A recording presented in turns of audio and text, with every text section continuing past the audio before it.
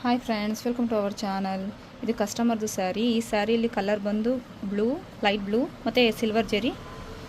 Blouse ಬಂದು pink ಬಂದಿದೆ. ಈ ಸ್ಯಾರಿಗೆ ಸಿಂಪಲ್ ಆಗಿರೋ ಡಿಸೈನು ಮ್ಯಾಚಿಂಗ್ ಆಗೋ ಹಾಗೆ ಹಾಕ್ಕೊಡಿ ಅಂತ ಹೇಳಿದ್ದಾರೆ. ಕಸ್ಟಮರ್ ಬಂದು ನಮಗೆ ಚಾಯ್ಸ್ ಬಿಟ್ಟಿದ್ದಾರೆ.